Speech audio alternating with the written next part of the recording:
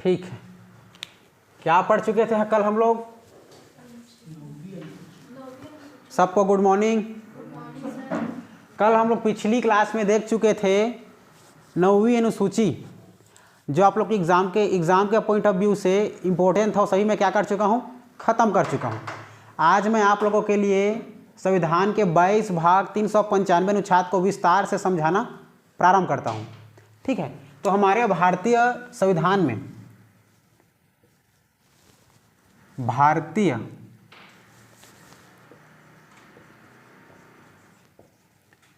भारतीय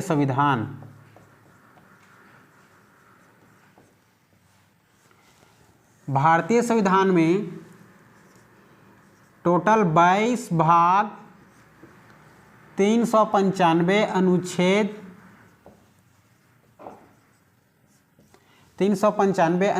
और कितने अनुसूचियां होता है? 12 अनुसूचियां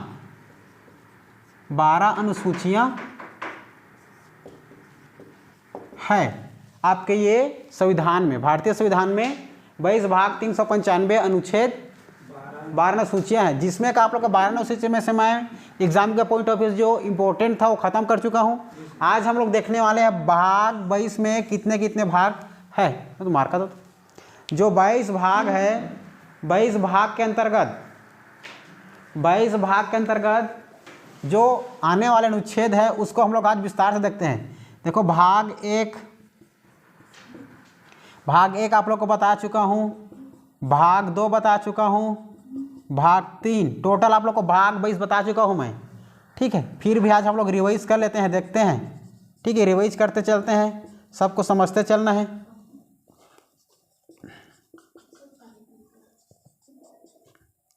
ठीक है, 5, 6, 7 पहले देखते, इतना तक देखो।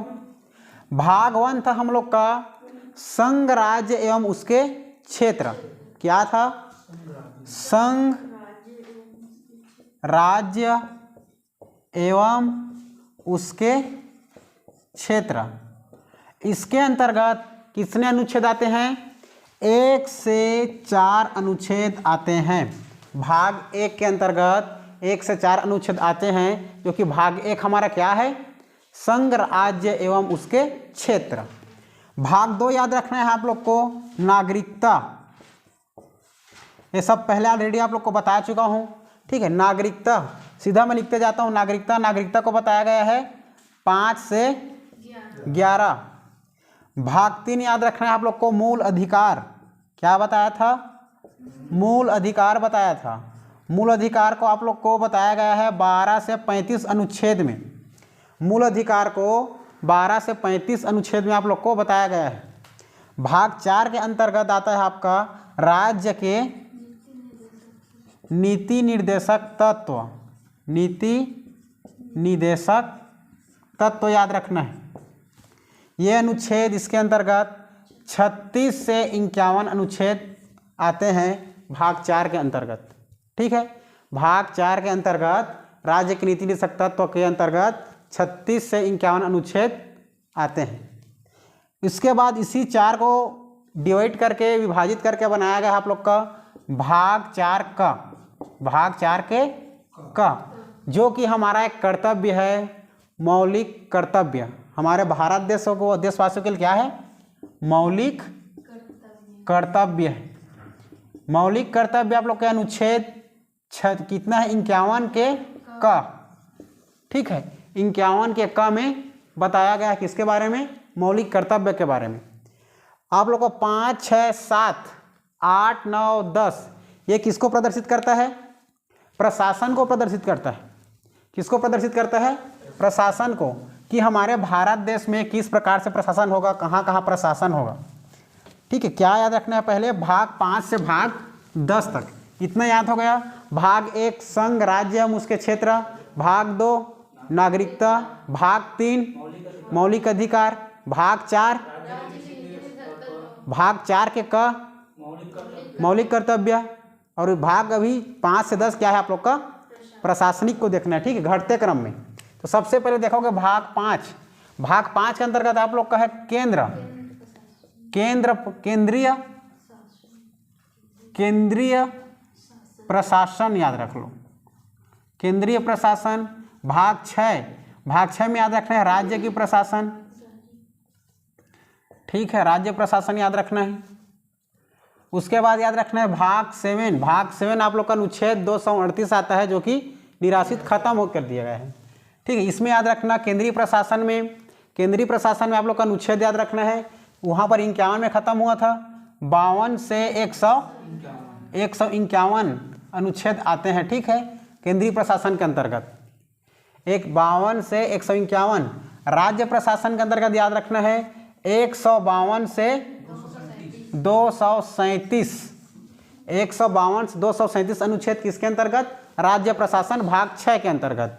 भाग 7 निराश्रित आप लोग का खत्म, ये समाप्त हो गया है, निरस्त हो गया है। क्या हो गया है? निरस्त हो गया है ये। इसके अंतर्गत पहले कितना अनुच्छेद आता था? 238, ठीक है, 238 अनुच्छेद आता था, जो कि अब समाप्त कर दिया गया है। अब इसके अंतर्गत आएगा आप लोग का 8, ठीक है, अब 8 आ जाएगा, भाग 8 हो जाएगा। भाग 8 में आप लोग का दिया है केंद्र शासित प्रदेशों में प्रशासन, केंद्र शासित प्रदेशों में, ठीक है, केंद्र शासित प्रदेशों में क्या होगा? प्रशासन होगा। कैसे कैसे होगा, कहाँ कहाँ, कैसे इसको देखना है, तो ये याद रखना 239 से 242 अनुच्छेद के अंतर्गत आप लोग का आता है केंद्र शासित प्रदेशों में प्रशासन। आपका बताता है भाग 9 पंचायत को प्रदर्शित करता है। किसको? पंचायत। इसके अंतर्गत याद रखना 243 से 243 याद है कितना है? 243 ए से 243 पी तक, 243 पी, ठीक, इतने याद रखना है। इसके बाद भाग 10, मतलब इसमें इसको और तोड़ दिया गया है, भाग 9 को, पंचायत एक और भाग ले याद कर लो, भाग 9 के क में आपको याद रखना है नगरीय निकाय, ठीक है, नगरीय निकाय। तो नगरीय निकाय जो आप लोग को जानना है ये क्या हो जाएगा? 243 क्यू से 243 जेड जी तक बताया गया आप लोग को, ठीक है। उसके बाद इसी को क और बताया गया ख, 9 के ख में है सहकारी समितियाँ, ठीक है। उसके फिर आ जाना भाग 10 के अंतर्गत बताया गया है, क्या बताया गया है? अनुसूचित क्षेत्र, ठीक है, अनुसूचित क्षेत्र में प्रशासन, अनुसूचित क्षेत्र में प्रशासन याद रखना है, ठीक है। ये 243 जीव खत्म है, ये 2 आ जाएगा 244 से 244 का तक, इतना खत्म आप लोग का 10 तक आता है, ठीक है। पहला आप लोग का हो जाएगा भाग, देखो, भाग 5 केंद्रीय प्रशासन, भाग 6 राज्य प्रशासन, भाग 7 निरस्त खत्म, 238 अनुच्छेद खत्म, भाग 8 भाग 9 पंचायती राज, भाग 9 के क नगरीय निकाय याद रखना है, सीधा इसके बाद 10 याद रखना है, भाग 10 अनुसूचित क्षेत्रों में प्रशासन, ठीक है, इतना याद रखना है आप लोग को। इसके बाद आप लोग 11, 12, 13 याद रखना। 11, 12, 13 जो हमारा संविधान के 11 भाग 12 भाग जो भारत तीनों हैं, भाग 11 भाग 12 भाग 13, ये तीनों किसको प्रदर्शित करता है? संबंध को प्रदर्शित करता है, संबंध केंद्र और राज्य के बीच, ठीक है, केंद्र और राज्य के मध्य क्या संबंध को प्रदर्शित करता है। तो इसमें याद रखना, ठीक है, भाग 11 भाग 12 भाग 13, भाग 11 में याद रखना विधायी संबंध, राज्य और केंद्र के मध्य विधायी संबंध को प्रदर्शित करता है। इसके अंतर्गत कितना अनुच्छेद आता है? 245 से 263 याद रखना, 245 263 अनुच्छेद के अंतर्गत आपके बताया कि विधायी संबंध को, ठीक है। इसके बाद याद रखना भाग 12 विधायी वित्त संबंध याद रखना, वित्त संबंध में आप लोग का कितना अनुच्छेद आता है? देखो 264 से 300 अनुच्छेद तक, ठीक है, 264 से 300 अनुच्छेद तक आता है। इसके बाद याद रखना है 13, भाग 13 आप लोग का व्यापारिक संबंध को प्रदर्शित करता है। भाग 13 हमारा व्यापारिक संबंध। किसके व्यापारिक संबंध? राज्य और केंद्र का व्यापारिक संबंध। यह अनुच्छेद किसमें दर्शाया गया है? 301 से 307 अनुच्छेद में व्यापारिक संबंध को बताया गया है केंद्र और राज्य के मध्य। इतना याद रखना 11, 12, 13। फिर याद रखना 14, 15, 16, 17। ये आयोग को प्रदर्शित करता है। आयोग कि हमारे भारतीय संविधान में क्या क्या आयोग है। हमारे भारतीय संविधान में सबसे पहले आयोग याद रखना है आप लोग को, लोक सेवा आयोग। लोक सेवा आयोग वही आप लोग का यूपीएससी, सीजीपीएससी जो आप लोग तैयारी करते हो, जितना सब भी आता है, ठीक है, ये सभी लोक सेवा आयोग। 15 याद रखना आप लोग, इस अनुच्छेद में देख लेना 308 से 323 याद रखना। फिर 15 आप लोग का निर्वाचन आयोग। निर्वाचन आयोग आ जाएगा आप लोग का, ठीक है, 323 खत्म हुआ तो आ जाएगा 324 से 329, ठीक है। निर्वाचन के बाद याद रखना है एससी, एसटी और ओबीसी वर्गीय, इसको वर्ग बोलते हैं इसलिए वर्गीय आयोग समझ लो।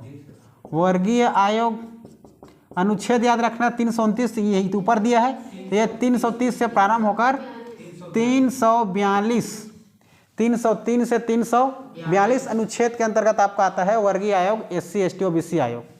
17 याद रखना है आप लोग का राजभाषा आयोग। क्या याद रखोगे? राजभाषा आयोग। राजभाषा आयोग, राजभाषा आयोग याद रखना आप लोग का 343 से 351 याद रखना है, 343 से 351, ये इतना याद रखना। लोक सेवा आयोग, निर्वाचन आयोग और एक एसटी ओबीसी आयोग, फिर आपका राजभाषा आयोग। आ गया 18, 19, 20, 21, 22, ये हमारे भारतीय संविधान में आपातकाल को दर्शाया गया है। किसको दर्शाया गया है? आपातकाल को। तो आपातकाल 18 भाग 18 आपातकालीन या आपातकाल। तो आपातकाल किस पर आएगा? हमारा राज्य और केंद्र पर आएगा। तो केंद्र में राष्ट्रपति और राज्य में राज्यपाल। तो पहला 18 भाग याद रखना, भाग 18 आपातकाल, इमरजेंसी, आपातकाल, ठीक है। आपातकाल क्या याद रखोगे? कितना में खत्म हुआ था? 352 से याद रखोगे 360 याद रखोगे। क्लियर है? 19 याद रखना है, 19 राष्ट्रपति और राज्यपाल पर आपातकाल। राष्ट्रपति और राज्यपाल पर, ठीक है, राज्यपाल पर आपातकाल आएगा, ठीक है। 361 से 367, 367। 20 आप लोग का महत्वपूर्ण आयोग, आप लोग महत्वपूर्ण संविधान संशोधन, संविधान संशोधन याद रखना है। तो संविधान संशोधन में आप लोग का अनुच्छेद 368 आता है। अनुच्छेद 368 के अंतर्गत संविधान संशोधन आता है। भाग 20, भाग 21 याद रखना है, अस्थायी संक्रमणकालीन उपबंध, ठीक है, अस्थायी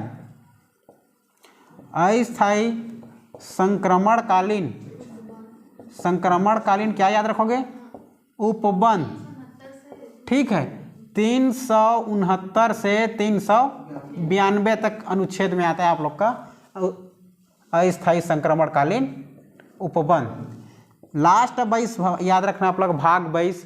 भाग 22 आप लोग को हिंदी में अनुवाद बताता है हमारे भारतीय संविधान का। भारतीय संविधान का किसमें अनुवाद? हिंदी में अनुवाद। भारतीय संविधान का हिंदी में अनुवाद, हिंदी में अनुवाद रखना है। अनुच्छेद 393 से 395, ठीक है, 393 से 395 अनुच्छेद। इतना क्लियर है सबको? याद, इतना याद करते चलना है। इसी 22 भाग के अंतर्गत देखो कितना कितना अनुच्छेद आता है, इतनी सबको हमें क्या करते चलना है? याद करते चलना है, ठीक है। ये बहुत इम्पोर्टेंट है हमारे संविधान, भारतीय संविधान के परिप्रेक्ष्य से देखें तो, ठीक है। अब हम लोग क्या करते चलते हैं? विस्तार करते हैं, ठीक है। देखो भारतीय संविधान में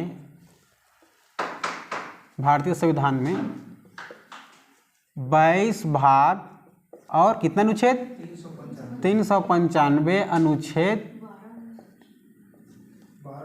12 अनुसूचियां निर्धारित है। ठीक है, अनुसूचियां हैं 22 भाग 395 अनुच्छेद 12 अनुसूचियां हैं, जिसमें का हम लोग अनुसूचियां भी पढ़ चुके हैं। आज हम लोग पढ़ने वाले हैं 22 भाग के अंतर्गत 395 अनुच्छेद। तो हम लोग पढ़ेंगे 22 भाग के अंतर्गत कितने अनुच्छेद 395 अनुच्छेदों का क्या करेंगे, विस्तार करेंगे। ठीक है, विस्तार 22 भाग के अंतर्गत 395 अनुच्छेदों का क्या करेंगे, विस्तार करेंगे, विस्तार से देखेंगे। ठीक है, विस्तार से। ठीक है, जिसमें का कौन सा भाग पहले आता है, भाग 1।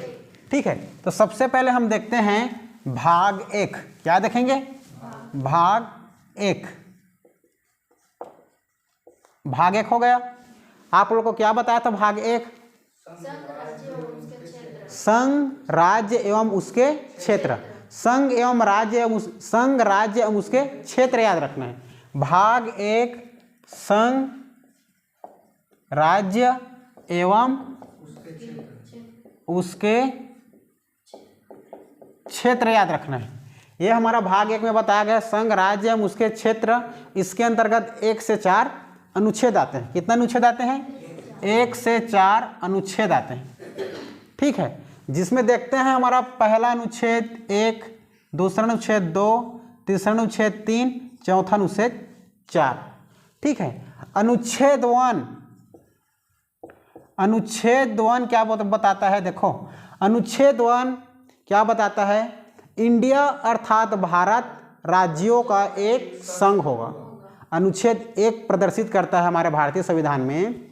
भारतीय संविधान में क्या हमारा अनुच्छेद 1 प्रदर्शित करता है, इंडिया अर्थात भारत राज्यों का एक संघ होगा। ठीक है, इंडिया देख लो ना, इस वर्ड को याद रखना है, इंडिया अर्थात भारत। इंडिया अर्थात भारत क्या होगा, राज्यों का एक संघ होगा। राज्यों का क्या होगा, एक संघ होगा। इंडिया अर्थात भारत राज्यों का एक संघ होगा। पूछता है इंडिया अर्थात भारत राज्यों का संघ होगा, कौन से अनुच्छेद में दिया है, तो ये अनुच्छेद 1 में भारत इंडिया अर्थात भारत राज्यों का एक संघ होगा। क्लियर है, इतना याद रखना। दूसरा, विदेशी क्षेत्रों से भारत में प्रवेश। ठीक है, नए राज्यों का भारत में प्रवेश बोल सकते हो। नए राज्यों का भारत में प्रवेश या विदेशी क्षेत्रों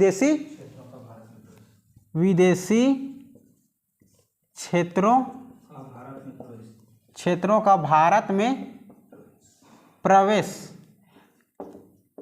ठीक है, तो भारत में जो प्रवेश है तो नए राज्य बनेगा, इसलिए बोलते हैं नए राज्यों का भारत में प्रवेश या विदेशी क्षेत्रों का भारत में प्रवेश। पहला याद रखना है अनुच्छेद 1। हम लोग पढ़ रहे हैं आप लोग का भाग 1। भाग 1 के अंतर्गत आप लोग का आता है 1 से 4 अनुच्छेद।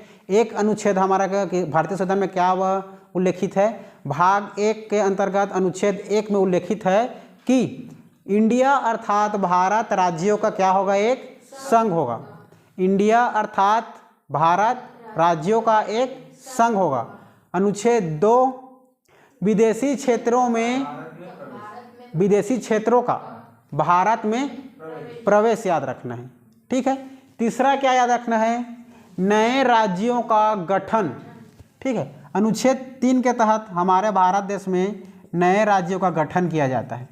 नए राज्यों का गठन क्लियर है। अनुच्छेद 3।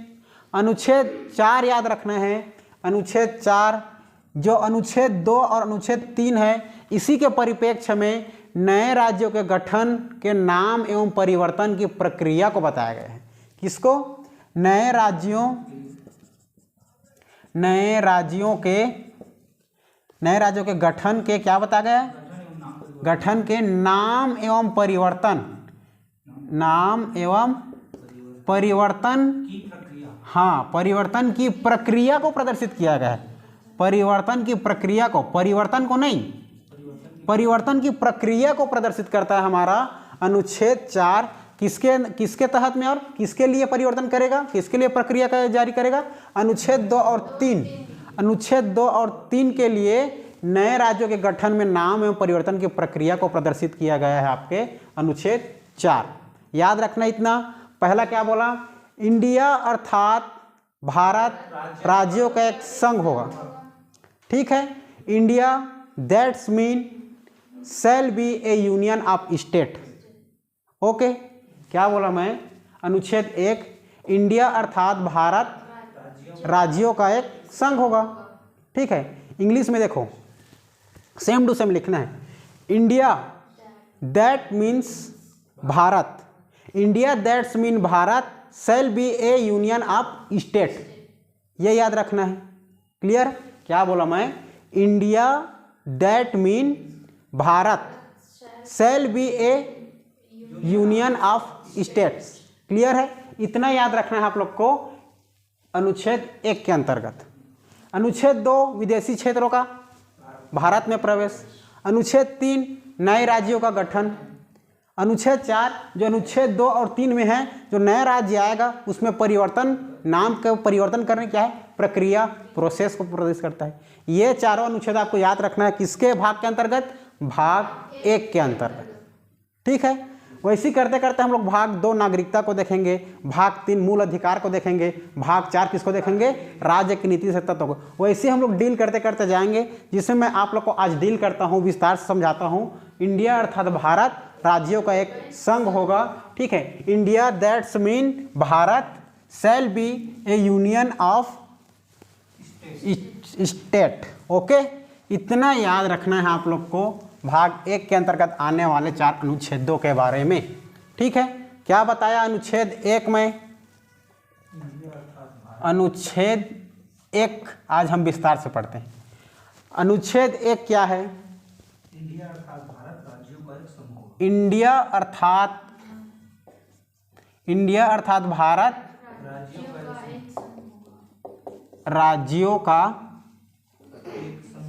एक संघ होगा। अनुच्छेद 1 क्या बताता है हमारे भारतीय संविधान के अंतर्गत? भारतीय संविधान के अंतर्गत अनुच्छेद 1 इंडिया अर्थात भारत राज्यों का एक संघ होगा, ठीक है। इंग्लिश में देखो, इंडिया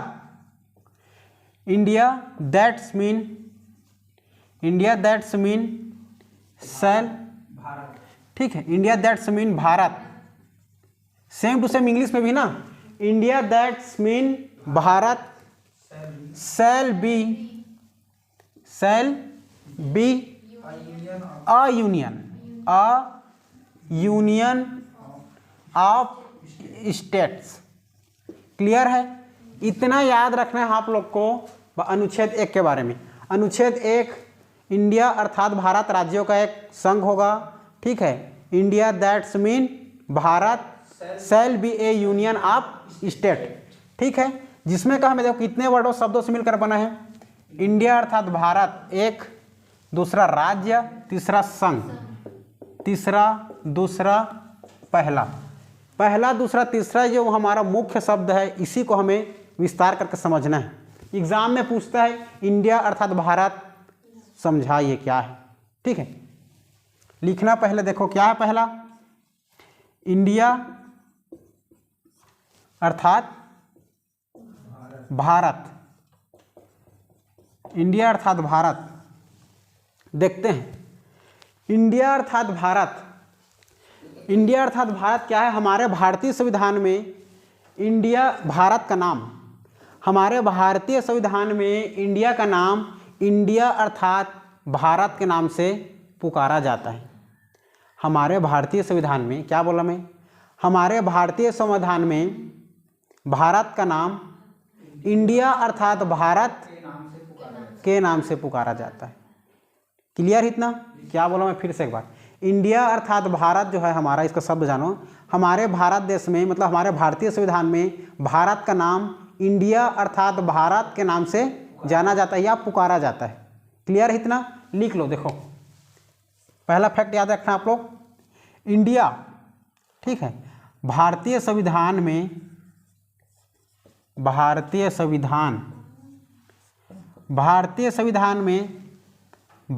का नाम, भारतीय संविधान में भारत का नाम इंडिया अर्थात भारत बोला जाता है या पुकारा जाता है, भारत के नाम से पुकारा जाता है। इतना याद रखना है आप लोग को पहला फैक्ट में। दूसरा फैक्ट याद रखना, हमारे भारतीय संविधान में जो भी कुछ भी निर्णय होता है वो सर्वसम्मति से होता है, सहसम्मति से होता है। ठीक है, तो भारतीय संविधान में जो भी निर्णय, भारतीय संविधान में निर्णय सहसम्मति से होता है, सहसम्मति से होता है। सहसम्मति तो ये भारत का नाम भी सहसम्मति से हुआ है, सहसम्मति के निर्णय से, सहसम्मति से होता है। इसलिए हमारे भारत देश का नाम क्या पड़ा? इसलिए इंडिया अर्थात भारत नाम पड़ा। ठीक है, तीसरा याद रखना है आप लोग को, तीसरा याद रखना है इसका अतिरिक्त नाम के रूप में। अब बाहर के लोग क्या बोलते हैं? हम तो जान गए हमारे भारतीय संविधान भारत का है, तो हमारा जो भारत का संविधान है, इंडियन कॉन्स्टिट्यूशन, जो भारत का संविधान हमारा भारत देशवासियों के लिए है, बाहर के लिए तो नहीं है। ठीक है, तो हमारे भारत देश के लिए है, तो भारत, दूसरे देश इसको क्या बोलेंगे? औपचारिक रूप से दूसरे देश वाले इसको क्या बोलेंगे? हमारे भारत देश को। तो दूसरे लोग क्या बोलेंगे इसको? देखो, जो औपचारिक रूप से जो विदेशक लोग इसको क्या बोल सकते हैं? फॉरेन जी, फॉरेन। ठीक है, तो बोलेंगे इसको औपचारिक रूप से, ऑफिशियल, औपचारिक रूप से भारत का नाम इंडिया किस नाम से वो प्रदर्शित करते हैं? इंडिया नाम से करते हैं। ठीक है, औपचारिक रूप से भारत का नाम इंडिया के रूप से जानते हैं। किसके रूप से? इंडिया के नाम से। ठीक है, इंडिया, औपचारिक रूप से हम लोग इंडिया के नाम से क्या करते हैं? जानते हैं, प्रयोग करते हैं, उपयोग करते हैं हमारे भारत का नाम इंडिया के नाम से। ठीक है, इतना याद रखना है आप लोग को इंडिया अर्थात भारत के बारे में। क्लियर है? उतने में देखो हम राज्य किसको कहते हैं, संघ किसको कहते हैं, देखते हैं। सबसे पहले देखते हैं संघ, क्योंकि संघ के अंतर्गत क्या आता है? आपका राज्य आता है। ठीक है, देखते हैं हमारा क्या देखते हैं, उसके बाद संघ देखते हैं। देखो संघ क्या होता है, ये देखो, संघ उसको बोलते हैं, संघ राज्यों का एक समूह होता है। क्या होता है? राज्यों का एक समूह होता है। अगर हम इसको परिभाषा के रूप में देखें या समझें, हमारा मेंस के मुख्य परीक्षा में जब पूछता है तो क्या देखो, संघ क्या है? संघ। ठीक है, इसी संघ को हम लोग फेडरल भी क्या बोलते हैं? फेडरेशन। फेडरेशन बोल दिया मतलब ये नहीं कि हमारे भारतीय संविधान में फेडरेशन शब्द लिया गया है। हमारे भारतीय संविधान में फेडरेशन नामक कोई ऐसा शब्द है ही नहीं। इंग्लिश नाम में लिख दिया हूँ फेडरेशन करके। हमारे भारतीय संविधान में फेडरेशन नामक शब्द का उपयोग नहीं किया गया है, ये बात याद रखना। ठीक है, संघ याद रखना आप लोग। संघ को हम लोग दो रूप से समझ सकते हैं। ठीक है, एक पहला केंद्र और दूसरा आपका राज्य। ठीक है, सबसे पहले देखते हैं संघ का परिभाषा। ये संघ का परिभाषा देखो। ठीक है, संघ किसको बोल सकते हैं? ठीक है, संघ राज्यों का समूह होता है। क्या होता है? संघ राज्यों का क्या होता है? राज्यों का एक समूह होता है, समूह होता है। अगर और इसको लंबा करके हम लोग पढ़े तो दो या दो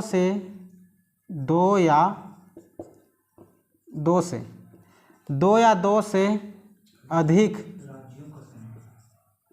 दो या दो से अधिक राज्य, जब कोई राज्य दो या दो से अधिक राज्यों से मिलकर बनता है, दो या दो से अधिक राज्यों से मिलकर, दो या दो से अधिक राज्यों से मिलकर बना देश संघ कहलाता है। मिलकर बना देश क्या कहलाता है? बना देश कहलाता है, संघ कहलाता है। यह संघ है, संघ कहलाता है। इसी संघ को हम लोग ये दो भागों में क्या किए हैं, इधर देखो, इसी संघ को दो भागों में हम लोग विभाजित करके अध्ययन करते हैं। ठीक है, देखो इसी संघ ही क्या होगा, सबसे पहले परिभाषा देखना है इसका। संघ की परिभाषा, संघ क्या हो जाएगा? संघ राज्यों का समूह होता है। दो या दो से अधिक राज्यों से मिलकर बना देश संघ कहलाता है। ठीक है, इसके बाद याद रखना है हम लोग को, इसको दो भागों में विभाजित करके समझ सकते हैं। पहला है आप लोग का केंद्र। केंद्र के बारे में आप लोग को मुख्य फैक्ट याद रखना है। राज्य के बारे में मुख्य फैक्ट याद रखना है। ठीक है, सबसे पहले देखो केंद्र। ठीक है, केंद्र से राज्य अलग हो सकता है। ठीक है, केंद्र से राज्य, केंद्र से राज्य क्या हो सकता है? अलग हो सकता है। केंद्र से राज्य क्या हो सकता है? अलग हो सकता है, लेकिन राज्य से केंद्र अलग नहीं हो सकता। केंद्र से राज्य अलग हो सकता है, लेकिन राज्य से केंद्र अलग नहीं हो सकता। उसे हम लोग क्या बोलते हैं? केंद्र कहते हैं। भारत हमारा केंद्र है, समझ सकते हो। ठीक है, क्योंकि हमारे भारत से अलग हो जाएगा क्या? राज्य अलग हो सकता है। ठीक है, राज्य अलग हो जाएगा तो वो तो विनाश हो जाएगा ना। इसीलिए हमारे भारत देश को अविनाशी, मतलब विनाशी राज्य का अविनाशी केंद्र बोला जाता है, अविनाशी संघ बोला जाता है। ठीक है, विनाशी राज्यों का विनाशी संघ हमारे भारत देश को बोला जाता है। क्या बोला मैं? इसीलिए केंद्र राज्य से अलग हो सकता है, इसलिए क्या बोलते हैं? विनाशी राज्यों का अविनाशी संघ कहलाता है। क्या कहलाता है? कौन कहलाता है? हम अपना भारत देश। ठीक है, हमारा प्यारा भारत देश। उसके बाद तीसरे में आप लोग याद रखना, केंद्र और राज्य को बराबर शक्ति प्राप्त होता है। क्या बोला मैं? केंद्र और राज्य को बराबर शक्ति प्राप्त रहता है। केंद्र व राज्य को बराबर शक्ति प्राप्त होता है। केंद्र और राज्य को बराबर शक्ति प्राप्त होता है। ठीक है, उसको क्या कहते हैं? संघ कहते हैं। संघ, इसको भी संघ मतलब फेडरेशन, लेकिन हमारे संविधान में फेडरेशन शब्द का उपयोग नहीं किया गया है, मात्र एक इंग्लिश शब्द है, ब्रिटेन शब्द है ये। ठीक है, केंद्र और राज्य को बराबर शक्ति प्राप्त होता है, उसको हम लोग क्या कहते हैं? संघ कहते हैं। जैसे कि आप लोग को समझ लो, अमेरिका संघात्मक है ये। ठीक है, केंद्र और राज्य को बराबर शक्ति प्राप्त, उसको हम लोग संघात्मक कहते हैं। याद रखना, क्या कहते हैं? संघ कहते हैं, इसी को संघात्मक कहते हैं। संघात्मक। ठीक है, संघात्मक याद रखना। जैसे कि कौन है अपना? यूएसए। ये शब्द हमारे यूएसए से प्रेरित है। ये सब कौन शब्द? संघात्मक शब्द, यूएसए से प्रेरित है। ये देखो केंद्र के बारे में पहला फैक्ट है, केंद्र से राज्य अलग हो सकता है, लेकिन इसमें नहीं केंद्र से राज्य अलग हो सकता है और नहीं राज्य से केंद्र अलग हो सकता है। दोनों एक दूसरे से अलग नहीं हो सकते। ठीक है, इसमें राज्य में केंद्र से राज्य अलग नहीं हो सकता। केंद्र से राज्य और राज्य से अलग नहीं हो सकता। केंद्र से राज्य अलग नहीं हो सकता। ठीक है, नहीं हो सकता। ठीक है, दूसरा याद रखना, यह संकल्पना कनाडा में है, आपका कनाडा से लिया गया है, प्रेरित है ये। ठीक है, दूसरा याद रखना आप लोग, राज्य की तुलना में राज्य के तुलना में केंद्र के पास अधिक शक्ति व अधिकार होती है। ठीक है, किसके तुलना में? राज्य के तुलना में। राज्य के तुलना में केंद्र के पास अधिक शक्ति प्राप्त होती है। ठीक है, राज्य लिखना, राज्य के तुलना में, राज्य के तुलना में केंद्र के पास, अधिक शक्ति होती है। केंद्र के पास अधिक शक्ति। अधिक शक्ति होती है, अधिक शक्ति होती है। ठीक है, उसे एकात्मक कहते हैं, यूनियन कहते हैं। क्या कहते हैं? एकात्मक कहते हैं, यूनियन कहते हैं। इसी को क्या कहते हैं? यूनियन, एकात्मक, एकात्मक कहते हैं। एकात्मक शब्द की संकल्पना कहाँ से लिया गया है? कनाडा से। ये कहाँ होता है? कनाडा से। ये कहाँ है? कनाडा से प्रेरित है। CANADA, कनाडा से प्रेरित है। ठीक है, कनाडा एक हमारा राज्य है। क्लियर है इतना? जी सर। ठीक है, इतना याद रखना है केंद्र और राज्य के बारे में। ठीक, इतना बताया गया आप लोग के अनुच्छेद 1 में। ठीक है, देख लेना इसमें हमारा और भारत जो देश है एक एकात्मक भी है और संघात्मक भी है, क्योंकि अमेरिका से भी कुछ शब्द लिया गया है और कनाडा से भी लिया गया है। हमारा भारत देश एकात्मक और संघात्मक भी है, इसको समझते चलना है। ठीक है, ये सभी शब्द, हर एक वर्ड आप लोग को याद करते चलना है, समझते चलना है। चलो ठीक है, आज के लिए इतना ही।